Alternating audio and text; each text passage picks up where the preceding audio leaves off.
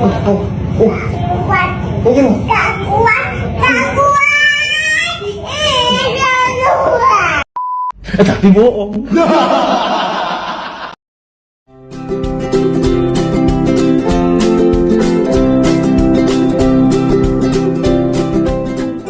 Assalamualaikum warahmatullahi wabarakatuh. Saya dari kelompok B yang bernama Claudia Nabila Putri, kelas 11 IPS 3, ingin mempresentasikan hasil video saya. B. Hakikat kekerasan dalam perilaku masyarakat. Tindakan kekerasan merupakan bagian dari perilaku manusia yang berdasar pada tingkat emosi tertentu. Perilaku ini sudah ada sejak manusia ada.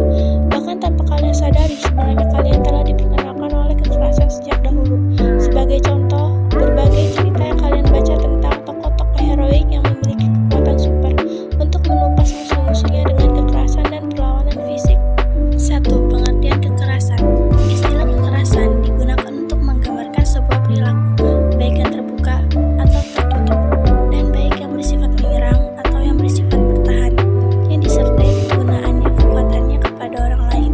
Kekerasan, menurut sebagai para ahli, disebut sedemikian rupa sebagai tindakan yang mengakibatkan terjadinya kerusakan baik fisik ataupun psikis adalah kekerasan yang bertentangan dengan hukum. 2. Bentuk-bentuk kekerasan. Menurut Marsana Windu, secara sosiologi dikenal adanya dua jenis kekerasan, yaitu sebagai berikut. A. Kekerasan personal, yakni kekerasan yang dilakukan secara langsung. B. Kekerasan struktural, yaitu kekerasan secara tidak langsung. Misalnya, penyalahgunaan sumber-sumber daya, wawasan dan hasil kemajuan untuk tujuan lain atau monopoli oleh segelintir orang saja, maka ada kekerasan dalam sistem ini. Sementara menurut Silnat dan Queini membedakan jenis-jenis kriminal violence sebagai berikut.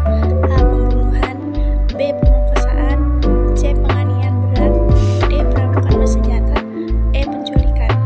A. Kekerasan kolektif primitif. Kekerasan kolektif primitif pada umumnya bersifat non-politis, yang ruang lingkupnya terbatas pada suatu kelompok komunitas lokal, misalnya main hakim sendiri dalam bentuk pemukulan dan penganiayaan lainnya. B. Kekerasan kolektif reaksioner. Kekerasan kolektif reaksioner biasanya merupakan reaksi terhadap penguasaan.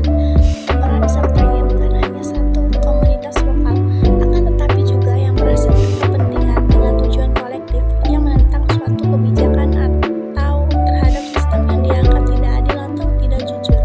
C. Kekerasan kolektif modern. Kekerasan kolektif modern, yakni kekerasan untuk mencapai tujuan ekonomis dan politis dari suatu organisasi yang tersusun dan terorganisasi dengan baik.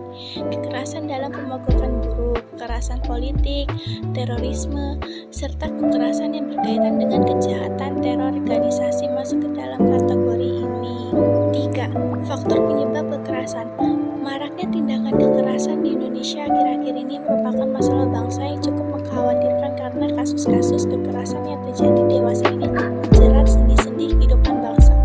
Munculnya kasus-kasus kekerasan tersebut dilatar belakangi faktor-faktor yang beragam. Berikut ini beberapa faktor penyebab kekerasan di Indonesia. A. Faktor individual.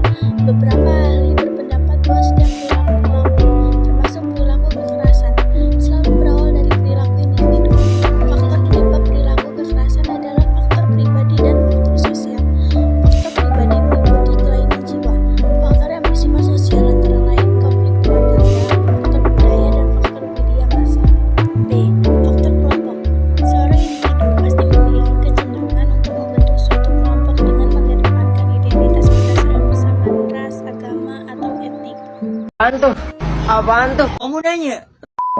Kesimpulan, kekerasan didefinisikan sebagai perbuatan seseorang atau kelompok yang menyebabkan cedera atau matinya orang lain, atau menyebabkan kerusakan fisik atau barang orang lain. Sekian hasil